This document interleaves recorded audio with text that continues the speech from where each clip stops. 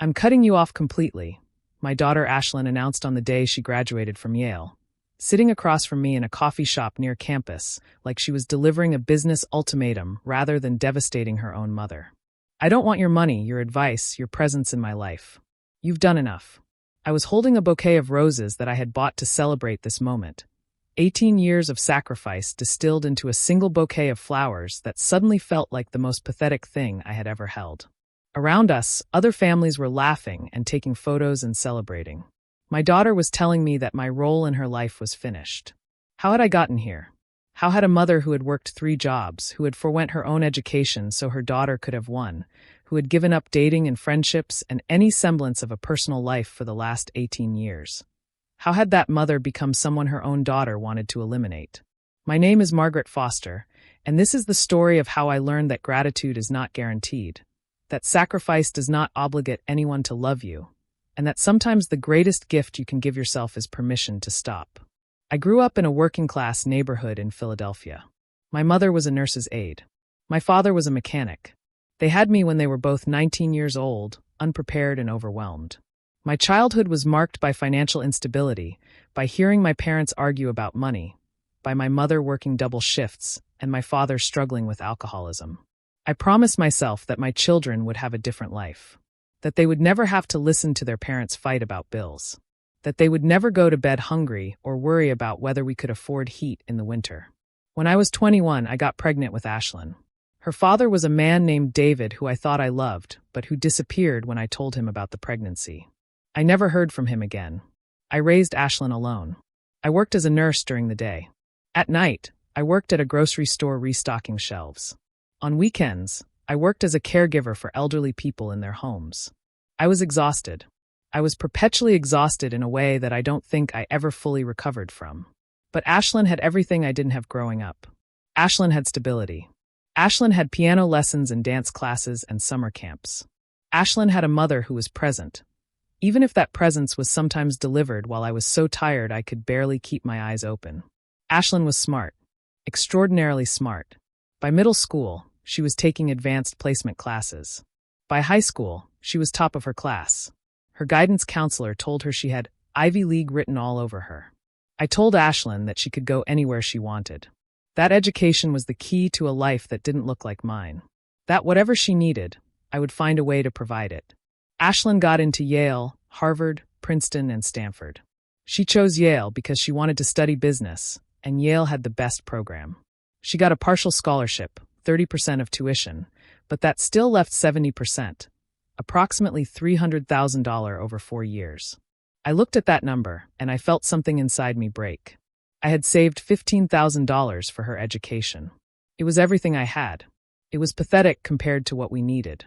I met with a financial aid counselor who explained the options. Parent Plus loans, scholarships, work-study programs. None of it was going to close the gap. We were going to need money that we didn't have. Then I made a decision that would define the next 4 years of my life. I would take out Parent Plus loans. I would pick up a 4th job. I would do whatever it took to send my daughter to Yale. For 4 years, I worked 4 jobs. I woke up at 5 a.m. and worked until 10 p.m. I saw Ashlyn on weekends when she came home from college. I missed her 18th birthday party because I was working a catering shift. I missed her 20th birthday because I was covering a shift for a colleague. I accumulated $185,000 in Parent Plus loans. I put another $50,000 on credit cards. I cashed out my retirement fund, paying the penalties and taxes that came with early withdrawal.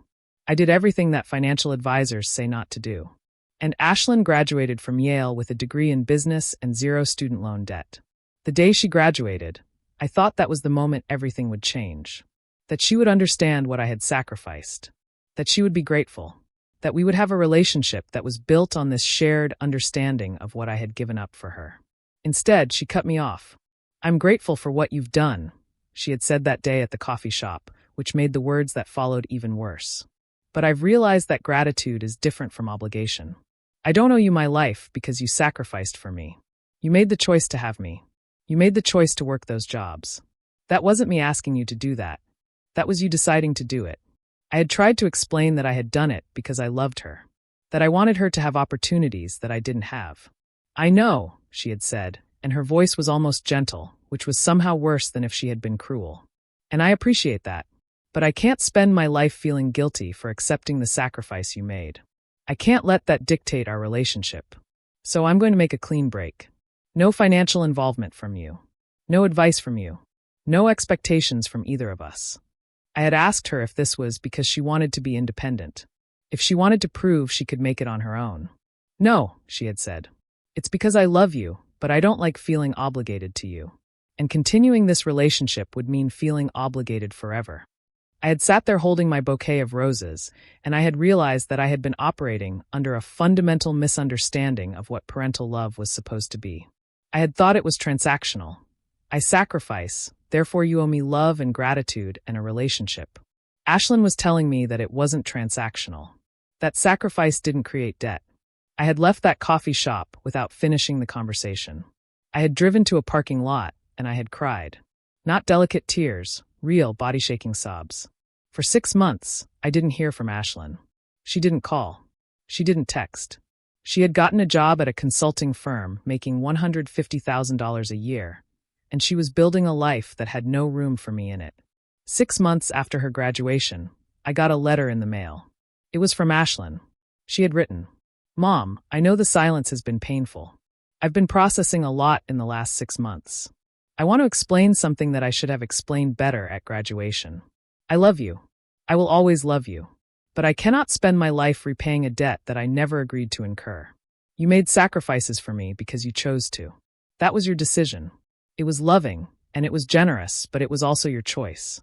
I can't let that choice dictate the terms of our relationship going forward.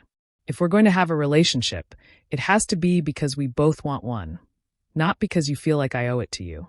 If you're willing to have a relationship with me that isn't based on gratitude or obligation, then I would like that very much. If not, I understand." I had read that letter 47 times.